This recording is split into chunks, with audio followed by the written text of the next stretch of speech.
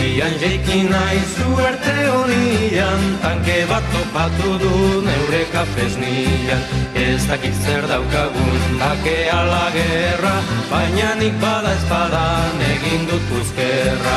Hurra, hurra, fandangua, hortxe duzu fandangua, geure gustukua. Se hace saber, se hace saber, se hace saber.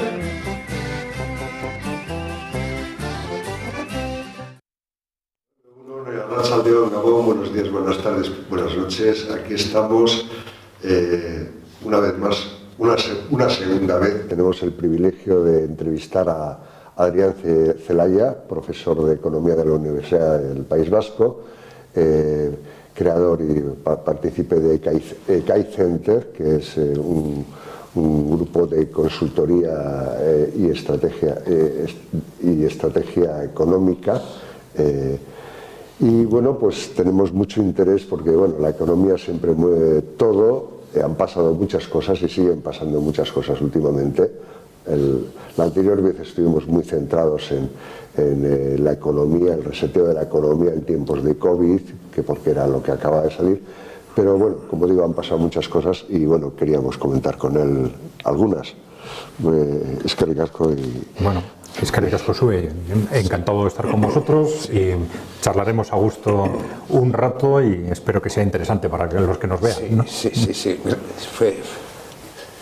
Pues sí, gracias. Vamos a empezar con un tema. Parecía hace años que Europa estaba bastante bien blindada, protegida, muy sólida, pero ante esta tormenta económica que estamos viviendo actualmente, como si el chubasquero que tenemos estuviera empezando a calar y que nos está afectando mucho a Europa económicamente, sobre todo desde que empezaron los bloqueos, las sanciones a Rusia, el alza de los precios energéticos. La pregunta es, económicamente, Europa, ¿qué perspectivas tiene? ¿Cómo va? Bueno, vamos a ver. Primero yo creo que hay que aclarar, porque esto es poco conocido, ha sido poco conocido hasta hace un tiempo, que la situación europea desde hace muchos años no es buena en absoluto, ¿no? Esto no siempre aparecía en las cifras que normalmente se utilizan, pero la realidad es que el modelo económico europeo occidental en general no ha funcionado durante los últimos 40 años, ¿no? Es decir, frente a un modelo de posguerra en el que hubo un crecimiento muy fuerte y un crecimiento además con un gran desarrollo social, etc., aquello se derrumbó en los años 70. A partir de entonces entramos en lo que se ha llamado el modelo neoliberal, y los niveles de crecimiento fueron a menos hasta llegar a una situación que en realidad es de estancamiento durante los últimos 15 años aproximadamente. Es una situación en la que el crecimiento de la productividad, de la renta per cápita, ha sido inferior al 1% durante esos últimos 15 años, lo cual es una situación de estancamiento, ¿no? Lo podemos comparar, si quieres, con el proceso de estancamiento de la Unión Soviética antes de desaparecer. Pues la situación europea en este momento es mucho peor que la que era desde el punto de vista de nivel de desarrollo, ¿no?, que lo que era la de la Unión Soviética antes de su caída, ¿no? Bueno, pero no solo eso, sino que además la economía se ha estado manteniendo durante décadas de una forma claramente insostenible, sobre todo en base a la explotación laboral de la mujer, ¿no?, en base a que les hemos añadido a cientos de millones de mujeres, además del trabajo doméstico, 40-45 horas de trabajo profesional, porque la incorporación de la mujer al mercado de trabajo no se hizo repartiendo trabajo, que era lo que se hubiera hecho si realmente el objetivo hubiera sido la emancipación de la mujer, sino que se hizo añadiendo al trabajo doméstico 40-45 horas, lo cual fue una absoluta barbaridad. Bueno, sitúa a cientos de millones de mujeres en una situación de verdadera esclavitud, hundió la demografía, pero al final han supuesto cientos de millones de personas más trabajando, ¿no? Trabajando profesionalmente, y esto desde el punto de vista de las cifras de PIB pues ha venido muy bien, ¿no? Para mantener viva la economía, ¿no? Y hay otro factor cuantitativamente incluso más importante, que ha sido el del sobreendeudamiento, ¿no? A través de un constante incremento de la deuda.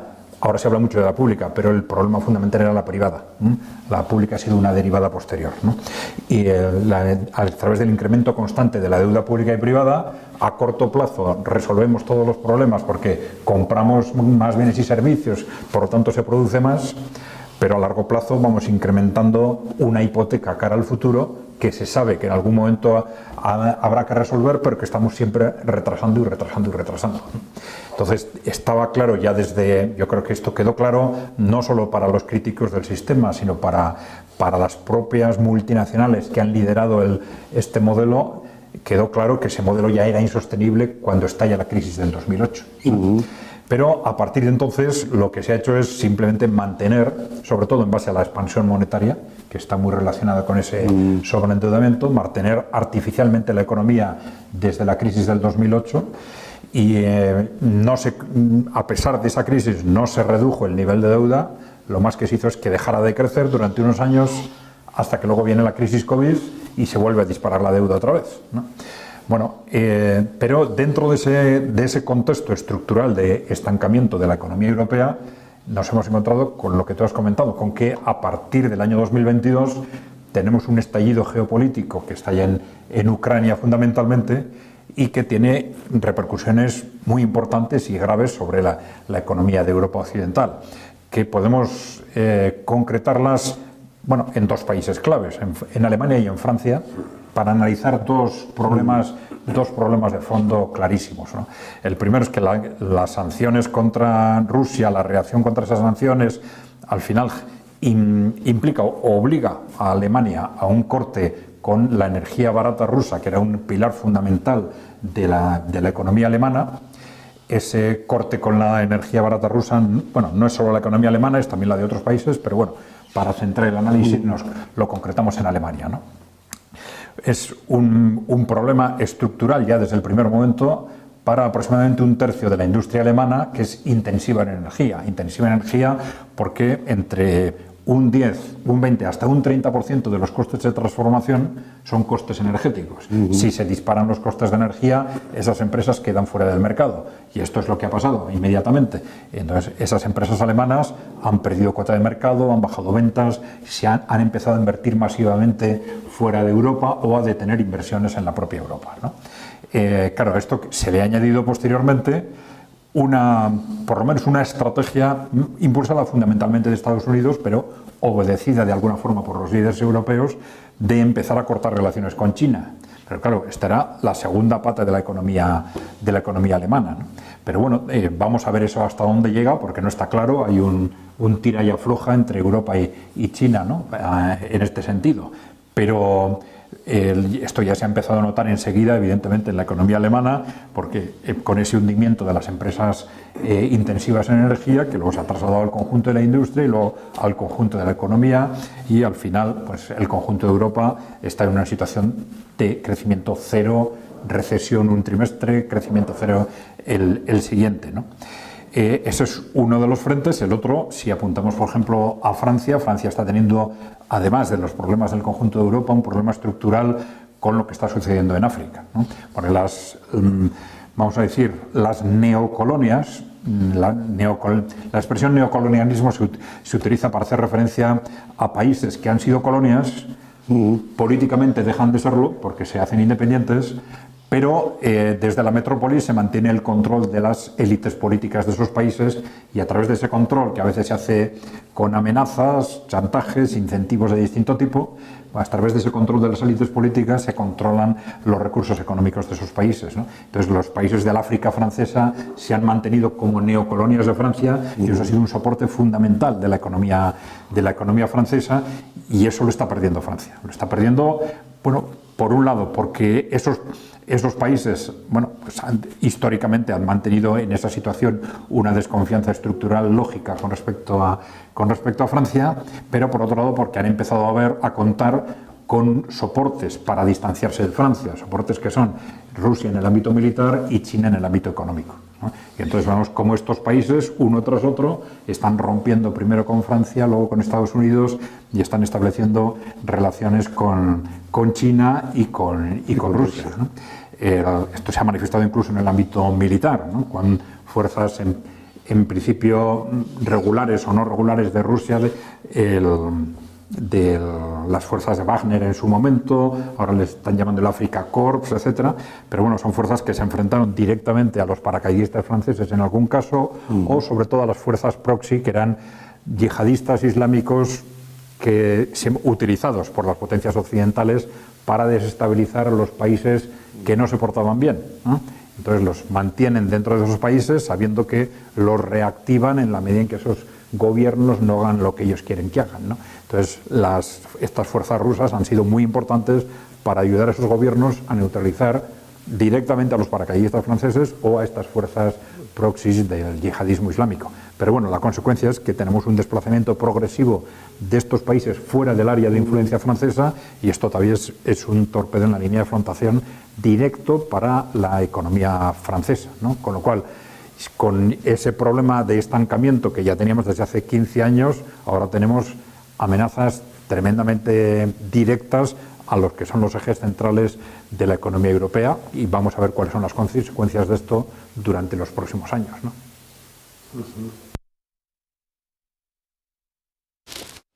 Bueno, y con esta primera explicación me entra una inquietud acerca de la propaganda, porque todas estas actitudes modernas que teníamos en los 70, liberadoras, la mujer trabajando, no tener hijos, tal cual, era como parte de un plan económico. Y otra cosa así de la propaganda, como para empezar, es que la Unión Soviética, con el mismo crecimiento que lleva Europa desde hace 15 años, que es entre el 0 y el 1%, o el menos y 1. si llega, estaba totalmente desmoralizada, deprimida por la propaganda occidental. Una vez en la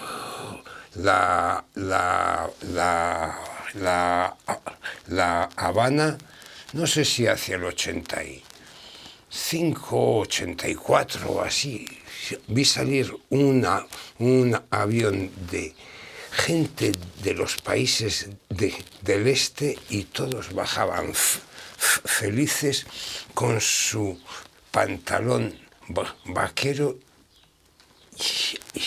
y su camisa vaquera. Bajaban todos, pero todos iguales, pero era como lo último que se llevaba. Eso así me ha dejado como un poco como que dices, lo que piensas tú, o te inducen a que pienses eso, ¿no? Hombre, evidentemente te inducen, ¿no? Vienen las modas, vienen las manipulaciones de la opinión pública. Pero bueno, para este comienzo que nos brinda Adrián Celaya, ¿no?, a la pregunta de Europa cómo está, pues bueno, la verdad es que es bastante inquietante, ¿no? Como dice, ¿no?, llevamos 40 años desde que se paró el crecimiento progresivo que teníamos de todo. Ahí se estancó, vino el neoliberalismo, las privatizaciones, las grandes corporaciones empezaron a crecer y a crecer y a hacerse dueños de todo cada vez más. Ya no se distingue de derecha e izquierda, ya está claro que no manda ni uno ni otro, sino que hay otros que mueven los hilos arriba. Y lo importante es que, bueno, que vamos mal, ¿no? Por mucho que presumamos de la fuerza de la Unión Europea y todo eso, pues llevamos más de 15 años en estancamiento económico, todo a base de emitir dinero el Banco Central Europeo para que podamos tener crédito, un endeudamiento progresivo, lo que ha apuntado Chanclas de incorporar a la mujer al trabajo no para trabajar menos, para decir, bueno, pues en vez de trabajar yo 8 horas y tú estar en casa, pues nos repartimos y trabajamos 4 horas cada uno, tenemos economía los dos, repartimos las tareas domésticas y vivimos más felices. Pues no, trabajas tú 8 horas y otras 8 horas y encima no nos llega al fin de mes como estamos viendo, ¿no? Porque luego todo ya nos dijo Adrián Celaya la otra vez, ¿no? La única manera de estar totalmente endeudada el mundo occidental, no solo Europa, sino Estados Unidos y el resto también. Todo ha sido a base de emitir deuda, de endeudarse, de emitir dinero, así y a tope, dinero que luego hay que devolver, claro, y pagar los intereses. Y bueno, pues ¿cómo se solucionaba eso? Pues de 3 maneras: o recortas los gastos sociales, o produces mucho, que eso solo lo hace China, o tercero, una inflación que se encarezca todo, que es lo que nos está pasando. Ahí acertó totalmente Adrián en su pronóstico, ¿no? Y bueno, en este panorama, pues fíjate lo que pasa, ¿no? Llega lo de la guerra de Ucrania y Alemania se tira, vamos, va contra sí misma, ¿no? O sea, es que como un país, ¿cómo puede ser tan poco independiente por ir en plan suave como para bloquearse los recursos energéticos? Y aparte, cuando la crisis 2008-2010, pues Alemania salió bastante bien porque exportaba unos cochazos de alta gama a China. O sea, su calidad, su prestigio y la floreciente economía china, pues podía producir todos los coches de alta gama que tenían mercado. Y encima ahora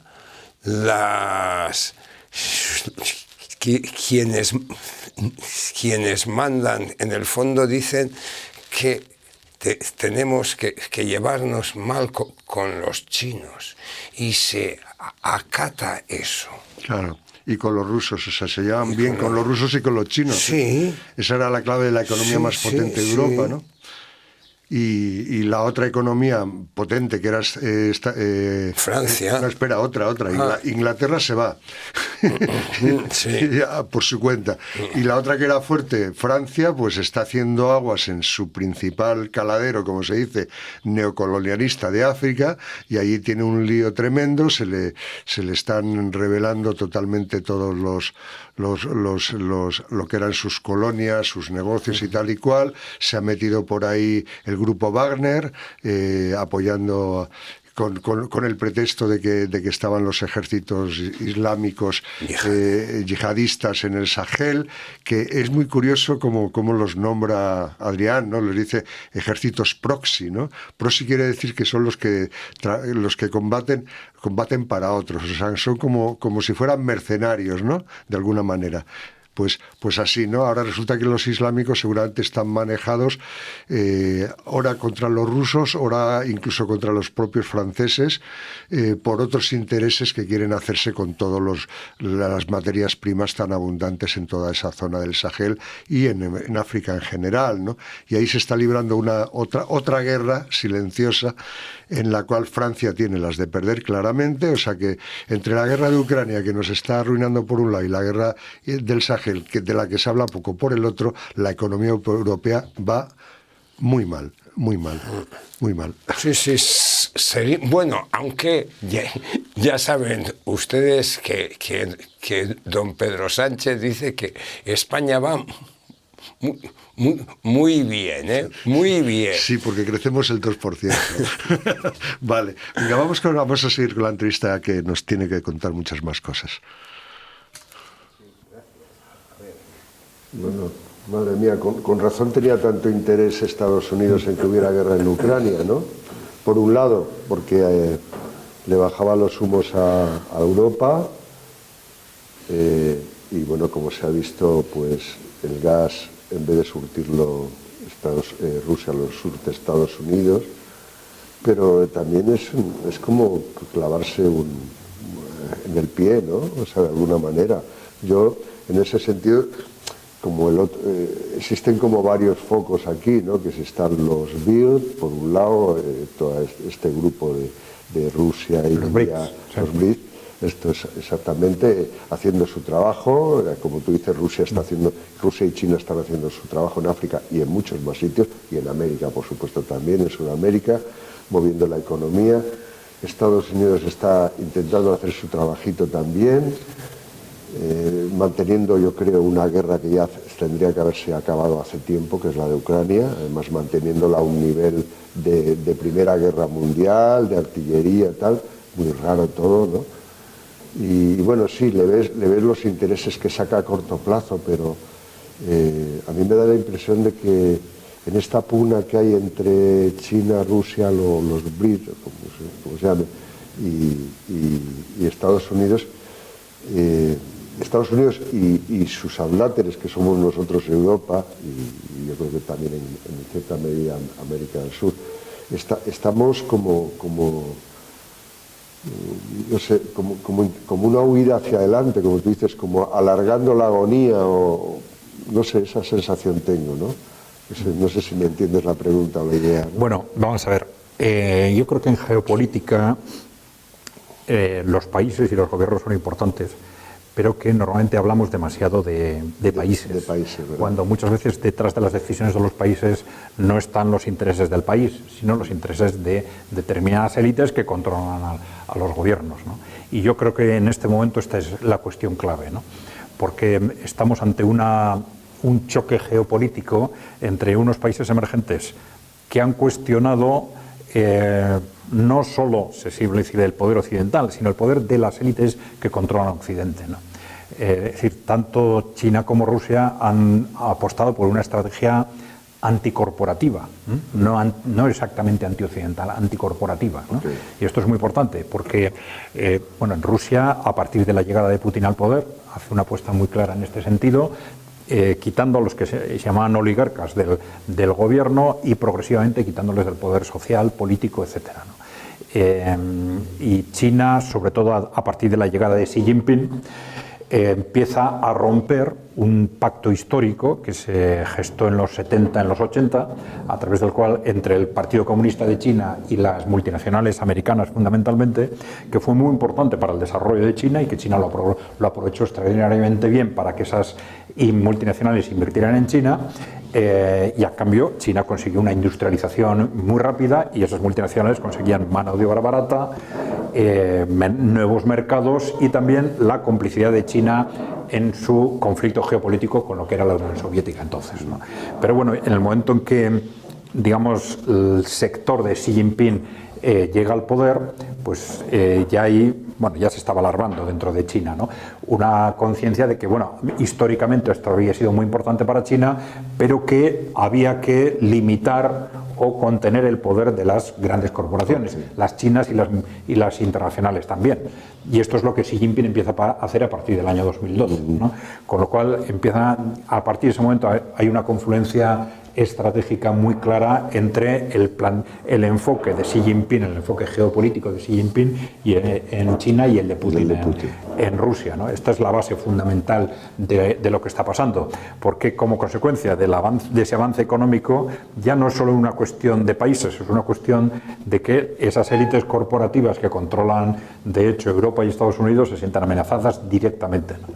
Entonces, ya no es una cuestión de que decir, bueno, estos países van a coger más peso, los míos van a tener quizás menos, sino que ya mi poder como grupo corporativo no solo está en cuestión efectos de controlar el mundo, sino que incluso puede estar en cuestión efectos de controlar a Occidente. Y esto es lo que convierte el contexto actual en un choque geopolítico que efectivamente siempre se suele decir que los temas o las motivaciones económicas están detrás de todo, pero yo creo que en este caso las motivaciones geopolíticas pueden ser incluso más importantes que las económicas, ¿no? En realidad, en las motivaciones de las personas, también, si quiere, de los grandes multimillonarios, los dos factores están siempre coinciden, ¿no? Esto es algo que en economía está muy estudiado, ¿no? Es decir, todos tenemos en nuestra participación en la economía, tenemos primero una motivación de capacidad de consumo de bienes y servicios básicos, ¿no? Cuando consigo esa capacidad de consumo inmediata, pues ya pienso en la capacidad de consumo futura, ¿no? En ahorrar para atar la capacidad de consumo futura. Pero ya cuando llego a cierto nivel, tengo ya atada una capacidad de consumo suficiente y me importa cada vez más el prestigio y el poder. Incluso los recursos económicos son un instrumento de prestigio y de poder, ¿no?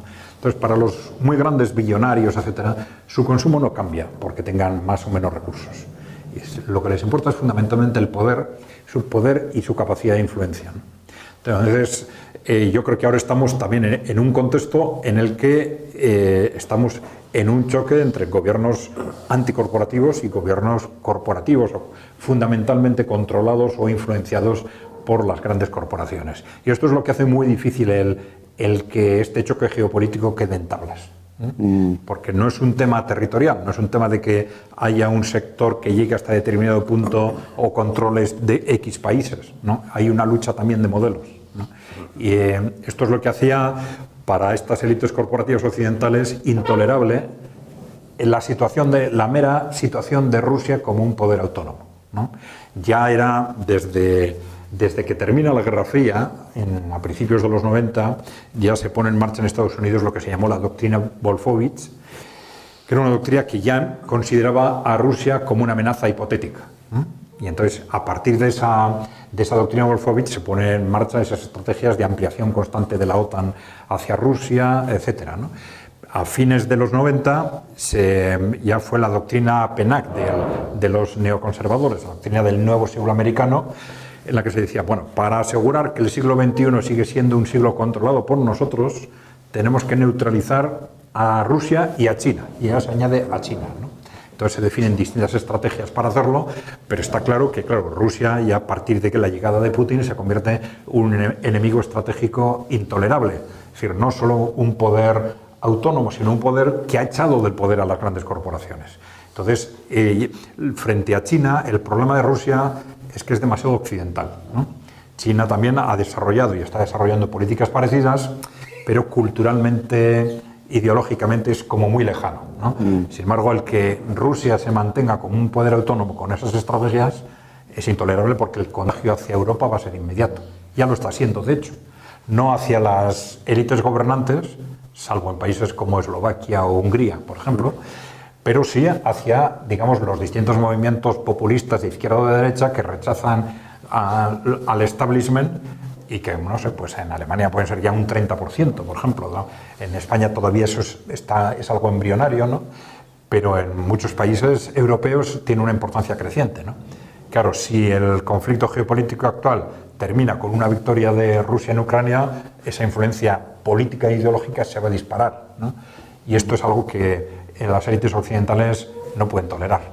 Y por eso el nerviosismo, yo diría pánico, que existe actualmente en esas élites a la hora de cerrar el conflicto en Ucrania, ¿no?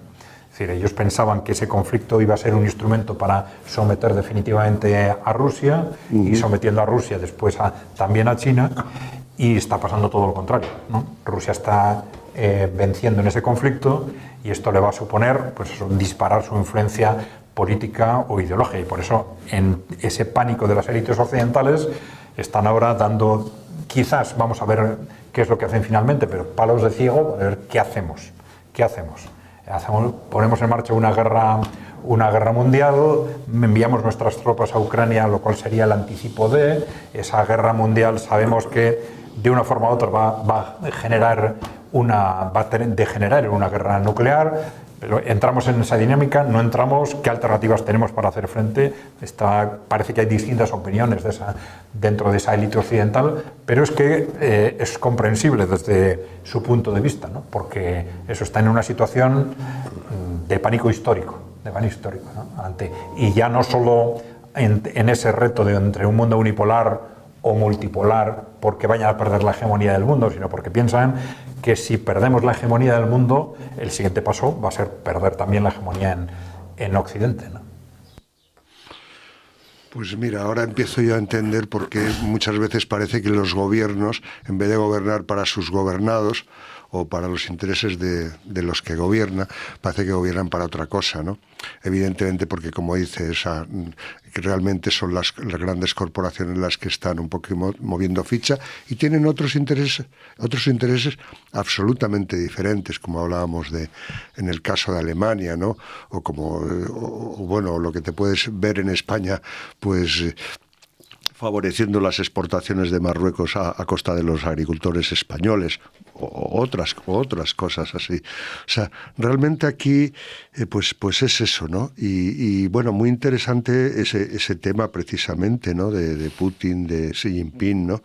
De ver que realmente ellos dicen, sí, cuando cayó Rusia, entraron todas las corporaciones en Rusia, parecía que se iba a occidentalizar, invirtieron, aparecieron allí los mega ricos y tal y cual. En China pasó lo mismo, venir a invertir aquí Occidente frotándose las manos, tenemos dos grandes negocios ahí fabulosos y tal y cual, pero les ha salido el tiro por la culata, ¿no? Porque luego resulta que tanto Putin como Xi Jinping, como nos ha dicho Adrián, han acabado con sus propias corporaciones y han expulsado a los suyos y a los otros. A sus ricos, ¿no? Y a los otros. Han expulsado a McDonald's, pero también al presidente del Manchester City, el Abramovich, ¿te acuerdas? Y otros más así, o sea. Y entonces, claro, ahora se les plantea una cosa, decir, oye, ojo que estos que vienen fuertes, ¿no? Y que vienen con un empuje muy fuerte, que los tenemos que parar, como decía de las doctrinas Kolpovich y del nuevo siglo americano, ¿no? Primero a Rusia y ahora a Rusia y a China, los tenemos que parar. Y ahí te explicas lo de la guerra de Ucrania, claro. Ya. Y como las corporaciones controlan todos los medios de comunicación oficiales, pues siempre oímos cosas malas de Putin, de Xi Jinping, de Rusia, de China. Incluso Irán también puede ser que haya expulsado a todas las corporaciones, porque todo lo que se oye es malo. Siempre es en la prensa, claro. Que si empiezas a atar cabos, dices, claro, como están enfadadas las élites corporativas contra este, pues les pongo a caldo siempre, ¿no? Que la opinión pública esté en contra de ellos. Claro, bueno, y en esta escalada que se ve muy bien en Ucrania, dices, bueno, a ver a dónde va a llegar esta. Primero le dábamos un poquito de ayuda para que se defiendan, luego que los Leopard no, pero luego que sí, luego los Abrams no, pero luego que sí, luego los Patriot no, pero luego que sí, ahora Macron amaga con que podemos mandar tropas allí, o sea, como diciendo, oye, y los diplomáticos que no están, como tantas veces se dice en comunicaciones, ¿por qué no están? Porque es que no pueden admitir que haya algún resultado que no sea que pierde Rusia, porque eso se puede contagiar a Europa, claro, y en Europa hay mucho nacionalismo. Bueno, a Bulgaria, Rumanía, Hungría, esos han estado muy cerca, no, pero en Alemania, la zona que está más a favor de Rusia es la antigua zona oriental, o sea que se puede contagiar mucho al extelón de acero, más todos los populistas, claro. ¿no? Claro. Fíjate, Berlusconi hacía gala de llevarse bien con Putin. Sí. Y Berlusconi no parece precisamente muy izquierdoso, ¿no? Y así muchos más, ¿no? Entonces, bueno, pues atentos esta revelación que nos da Adrián de que, ojo, detrás de, como siempre, la economía y la política están ahí mano a mano y no se entienden muy bien unas decisiones de un lado, ni la política sin la economía, ni la economía sin la geopolítica, y ahora mismo está todo en el alero, ¿no? Y siempre van a estar a las órdenes de la voz de su amo en estos países. Sí, y ojo que... Es lo gordo eso es lo terrible, que son nuestros próceres y están a las órdenes de la voz de su amo. Y ojo con el botoncito nuclear, que yo he oído por ahí que muchos de los mega ricos ya tienen sus refugios antinucleares en Hawái, en Miami y en sitios agradables para vivir, palacios de búnker. Pero bueno, eso es anecdótico, esperemos que no. Vamos a seguir con el final de la entrevista. Y esto de las corporaciones, del pánico, se puede aproximar al pulso que llevan de peso económico el G7 y los BRICS. Sí, de alguna forma, claro, los G7 se están intentando articular a los países más grandes que están en ese ámbito, vamos a llamarle corporativo, ¿no? Y los BRICS, precisamente los que se están articulando en base a esa posición, vamos a decir, anticorporativa, ¿no? Pero siempre teniendo en cuenta lo que comentaba antes, que hablar simplemente de países igual es simplificar lo que está pasando, ¿no?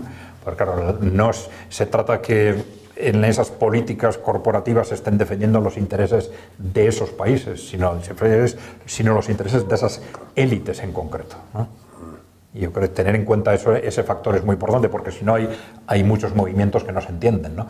Como los que hemos comentado antes de todas esas decisiones de la Unión Europea y de los gobiernos europeos destruyendo su propia economía, ¿no? Es decir, yo creo que es algo que está reventando en este momento muy rápidamente la opinión pública en muchos países europeos, en Alemania sobre todo, ¿no? Porque se están dando cuenta algo que antes muchos pensaban, pero ahora en general la población se está dando cuenta de que sus gobiernos no trabajan para ellos, que ya no es una cuestión de ideologías de izquierda, de derecha, de centro, sino que de hecho no les importa lo que les pasa a sus ciudadanos, están trabajando contra los intereses de sus ciudadanos, ¿no? Los políticos, bueno, en España, por ejemplo, pues hablan mucho de que consiguen inversores extranjeros que están facilitando el terreno para la inversión extranjera, como si eso fuera la panacea. Hoy daban la noticia de que el fondo BlackRock va a invertir 60.000 millones en España. Eso es una suerte para España. ¿Eso mejoraría o eso es venderse un poco más a precio de saldo a estas corporaciones? Bueno, tendríamos que ver esos 60.000 millones en qué se invierten, ¿no? Pero efectivamente esto suele ser un problema habitual en la clase política, ¿no? De tener una perspectiva de demasiado corto plazo. Evidentemente, cuando alguien invierte en tu país, esa inversión, el dinero de esa inversión, fundamentalmente se gasta en el país. Y en la medida en que se gasta en el país, pues eso impulsa el PIB, ¿no? Se produce más porque se gasta más, ¿no? Pero claro, el tema es el efecto de medio o de largo plazo de esas inversiones. Claro, en el caso de BlackRock, que se trata en general de operaciones peligrosísimas, yo creo que está bastante claro, ¿no? Claro, estos gestoras normalmente se les llama gestoras de activos, ¿no?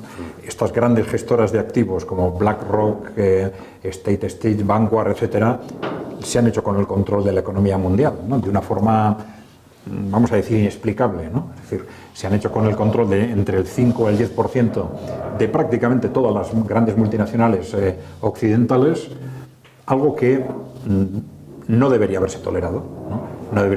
Tenemos incluso ramas específicas de la economía y del derecho que analizan las políticas de defensa de la competencia o la legislación de defensa de la competencia, es decir, que están expresamente pensadas para que no pase esto que ha pasado con estos fondos, ¿no? Y resulta que por encima de lo que son los criterios, los grandes criterios jurídicos, los grandes criterios de política económica, se ha tolerado a estos grandes fondos de inversión hacerse con ese control, ya digo, entre un 5 y un 10 de todas las multinacionales. Luego te encuentras con que dentro del mismo sector grandes bancos, se supone, ya en sí son un oligopolio, ¿no? Pero encima es que están participados por los mismos, ¿no?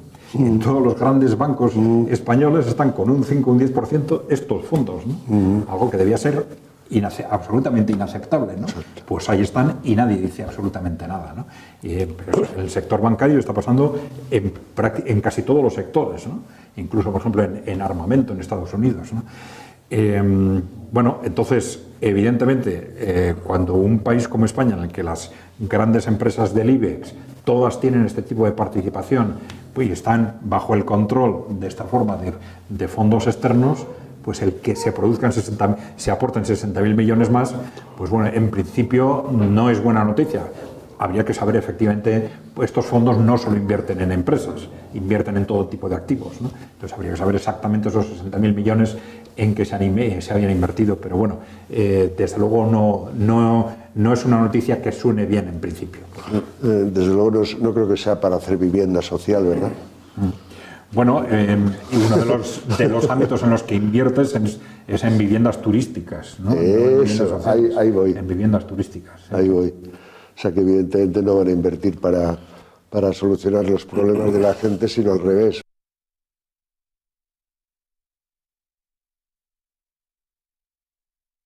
Antes aclarar que esa noticia no era del todo clara, son cosas que lees, pero que BlackRock ha invertido 60.000 millones de dólares en España ya al cabo de años, ¿no? Y 60.000 millones, si es que es el 5% del presupuesto del país, el Producto Interior Bruto de España es como 1 billón y algo, que sería el 5% absoluto de todo el Producto Interior Bruto español. Eso son cifras tremendas, ¿no? Sí, sobre todo que, como dice, ¿no? Pues al final controlan todos los sectores de la economía, sobre todo los más rentables, el precio de la luz depende en parte de ellos, el precio de los préstamos bancarios depende en parte de ellos. Bueno, un montón, están por todos los lados. El precio de la vivienda, por supuesto, los famosos fondos buitre que compran por aquí, por allá, y que luego, como dice, invierten en pisos turísticos y alteran totalmente el mercado de la vivienda. O sea, y tú dices, bueno, ¿y por qué no hacen nada los políticos? Y dice, ¿cómo lo van a hacer? Porque no les dejan estos fondos, porque ese es su negocio, porque además ellos invierten para sacar renta, no es para que desarrollemos el país, sino para sacar beneficio lo más inmediato posible, ¿no? Y ellos son los que están ahí un poquito a la cabecera de todo, ¿no? Y bueno, pues eso es evidentemente importante, ¿no? Entonces ese factor lo tenemos que tener muy, muy en cuenta, ¿no? Y claro, pues ahí están todos estos fondos moviendo los hilos. y como dicen, pues gobernando casi como decíamos antes, contra los intereses de los propios países, ¿no? Es que si te planteas que el Producto Interior Bruto de un país se reparte entre toda la administración, la educación, la sanidad, después están las empresas y estos solos manejan el 5% del total, manejan totalmente las grandes empresas. El IBEX 35 es suyo. Es suyo, sí, están en todo. Es suyo, como socios mayoritarios. Bueno, Inditex pues será todavía el Amancio, en principio, pero de todas las empresas son los que manejan todo. Y ellos no van a favor de los españolitos, ¿no? O sea que tenemos aquí a los grandes fondos de inversión que de alguna manera manejan las grandes corporaciones. Grandes corporaciones, estoy hablando de Coca-Cola, de Google, de Facebook, todo, de lo que tú quieras. Entonces, los grandes fondos de inversión manejan las grandes corporaciones y a la vez estas grandes corporaciones manejan los estados y entonces luego enfrente tienen a otros grandes países emergentes anticorporativos que quieren desarrollar otro modelo de economía, otro modelo de poder, otro modelo de todo. Bueno, pues esto se queda así, como se suele decir, el partido queda, acabamos el primer tiempo, por ahora vamos empate a 1, pero es que la entrevista, como veis, no acaba aquí. Hay algo curioso que empiezo a entender que siempre yo he pensado que era una actitud muy cínica de Putin, que decía que se llevaba bien, que él pues se llevaba bien con los alemanes, con los tal, con los cual. Igual es que se lleva bien con lo que deben ser los países sin las élites corporativas, ¿no? Pues puede ser, dejamos esta cuestión ahí, como digo, en el alero, sí, porque creo que en la siguiente parte de la entrevista, porque tiene otra parte, vamos a seguir aclarando un poquito, barriendo aquí en este berenjenal, a ver si nos vamos enterando de lo que pasa. Así que les emplazamos para el próximo programa, que seguiremos con la entrevista de Adrián, que no tiene desperdicio, como habrán visto ya en esta parte. Así que... Encantados y... ¡Agur!